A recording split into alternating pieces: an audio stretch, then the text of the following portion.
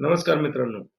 आजच्या मनोज जरांगे पाटील यांच्या वाशी येथील झालेल्या सरकारसोबतच्या चर्चेअंती काय ठरले आणि त्याबाबत अजून काही काय स्पष्टता येणे गरजेचं आहे, हे आपण एकदा समजावून घेऊया. कारण मित्रांनो, पुन्हा एकदा असे व्हायला नको, की मराठे लढाई जिंकतात आणि तहात हारतात. तर चला आपण समजावून घेऊया. मुद्दा क्रमांक 1. सरकारच्या म्हणण्यानुसार एकूण 57 लाख कुणबी नोंदी मिळाल्या आहेत व त्यापैकी 37 लाख कुणबी प्रमाणपत्राचं वाटप झालेलं आहे. आता आपण यामध्ये बघूया, की यामध्ये आणखी स्पष्टता येणं कसं गरजेचं आहे. मित्रांनो, जर 57 लाख नोंदी सापडलेल्या आहेत आणि त्या नोंदी आत्ता मागील गेल्या महिना 2 महिन्यातच सापडल्या आहेत का पूर्वीपासूनच्या सर्व एकूण कुणबी नोंदीची संख्या 57 लाख आहे आणि मिळालेले प्रमाणपत्रापैकी 37 लाख प्रमाणपत्राचा आकडा जो शासनाने सांगितलेला आहे, त्या 37 लाख प्रमाणपत्रापैकी आत्ता गेल्या महिन्याभरात वाटप झालेले प्रमाणपत्र 37 लाख आहेत किंवा सुरुवातीपासूनचे सर्व मराठ्यांना दिलेल्या एकूण कुणबी पत्राची संख्या ही 37 लाख आहे. याबाबत सरकारने अजूनही काही स्पष्टता दिलेली नाही. आज अगदी मीडियाशी बोलताना ओबीसी महासंघाचे अध्यक्ष बबनराव तायवाडे यांनी स्पष्टपणे सांगितलं आहे, की या नोंदी पूर्वीपासून अगदी विदर्भातल्या, खानदेशातल्या आणि कोकणातल्या सर्व मराठ्यांना कुणबी प्रमाणपत्र दिलेल्या सर्व नोंदीची संख्या शासनाने सांगितलेली आहे. आणि नवीन नोंदी ह्या फक्त 0.5% एवढ्याच आहेत आणि त्या नोंदीच फक्त आता मनोज जरांगेच्या आंदोलनातून दिलेल्या आहेत. तर आपल्याला ह्या बाबतीत शासनाकडून अजून स्पष्टता घेणं गरजेचं आहे, असे माझं वैयक्तिक मत आहे. मुद्दा क्रमांक 2. शिंदे समितीची मुदतवाढ ही 1 वर्षाची देण्याची मागणी सन्माननीय मनोजदादा जरांगे यांनी केलेली असताना शासनाने ती फक्त मुदतवाढ 2 महिन्यापुरती दिलेली आहे आणि त्याही मध्ये असे होऊ शकते, की आंदोलन मागे घेतल्यानंतर शासन आणखी नवीन कुणबी नोंदी मिळत नाहीत असे कारण सांगून शिंदे समिती बरखास्त करू शकते. याबाबतही कोणी विश्वास शासनाचा देऊ शकत नाही. मुद्दा क्रमांक 3. आंतरवाली सराटीसह संपूर्ण महाराष्ट्रातील मराठा बांधवांच्या आंदोलनातील गुन्हे मागे घेण्याबाबत सरकारने प्रक्रिया सुरू केली आहे असे सांगितले.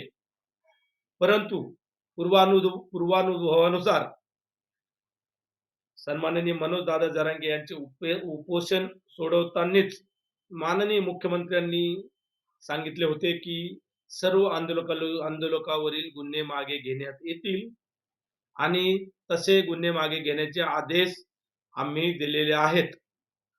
परंतु आतापर्यंत एकाही आंदोलकावरील गुन्हा मागे घेतलेला नाही, हे अगदी पूर्णपणे सत्य आहे. मग आता जे सांगतायत प्रक्रिया सुरू केलेली आहे, तर ही प्रक्रिया पूर्ण करतील हे कशावरून? माझं तर स्पष्ट मत आहे, की गृहमंत्री देवेंद्र फडणवीस हे जोपर्यंत गृह खात्याला आदेश देत नाहीत, तोपर्यंत एकाही आंदोलकावरील गुन्हे मागे घेतले जाणार नाहीत. मुद्दा क्रमांक 3.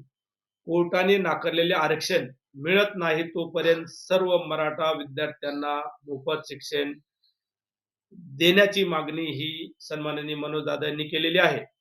शासनाने त्यालाही असे सांगितले आहे, की मोफत शिक्षण फक्त मुलींनाच देऊ, म्हणजे ती मागणी आपली अपूर्ण ठेवलेली आहे आणि माझ्या माहितीनुसार मुलींना मोफत शिक्षणाचा हक्क हा पूर्वीपासूनच आहे. 5वी सर्वात महत्वाची मागणी.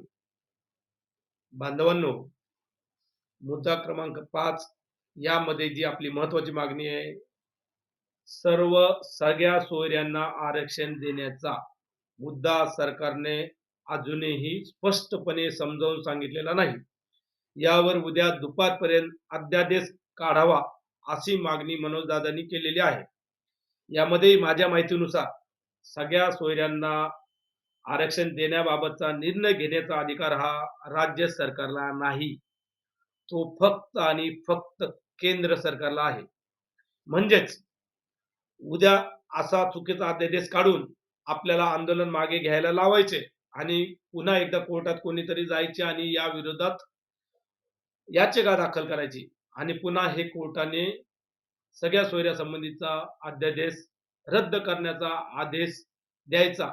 असं होईल किंवा नाही होईल याची शाश्वती आज कोणीच देत नाही. तो आदेश रद्द होण्याचेच जास्त चान्सेस आहेत.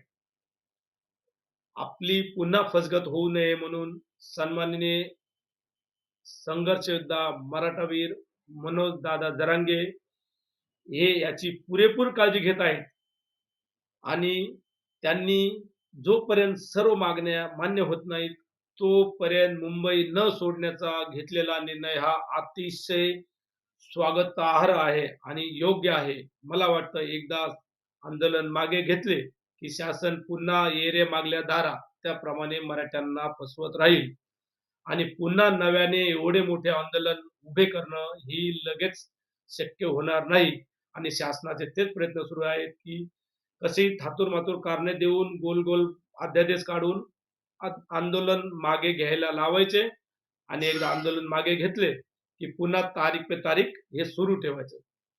मित्रांनो, आजचा मुद्दा पटला असेल तर कमेंट बॉक्समध्ये नक्की कळवा.